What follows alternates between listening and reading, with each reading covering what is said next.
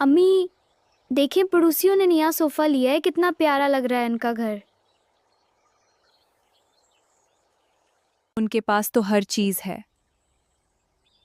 बस हमारे घर में कुछ नहीं है। हमें अल्लाह का शुक्र करना चाहिए। इस तरह से किसी को देखकर हसद नहीं करना चाहिए। देखो, वो कितने अच्छे और महंगे कपड़े खरीद रहे हैं। हमारे पास इतने पैसे कहाँ हैं जितने उन लोगों के पास है। अम्मा, ये वाला कपड़ा कितना प्यारा। हाँ बेटा, बहुत खूबसूरत है। ये बहुत अच्छा मयार का है। अम्मी, शायद वो मेहनत भी ज्यादा करते होंगे, हमें इस तरह हसद नहीं करना चाहिए। हाँ बेटा, तुम ठीक कह रहे हो, अक्ल की बात है।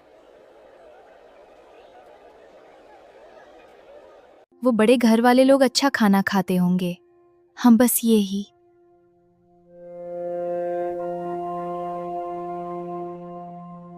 दिल को सुकून नहीं आता है। घर के हालात भी पता नहीं कब ठीक होंगे।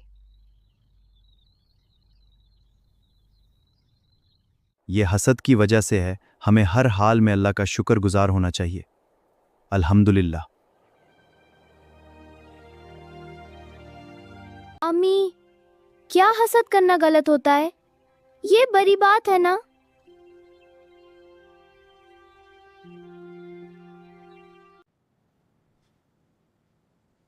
मैंने गलत किया,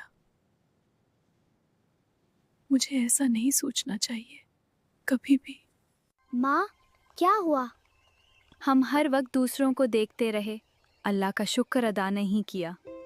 अब हम शुक्र अदा करेंगे। हमने अपने पास जो था इसकी कदर नहीं की बाबा। हमें अल्लाह का हर हाल में शुक्र अदा करना चाहिए। हसद ने हमारा सुकून छीन लिया है।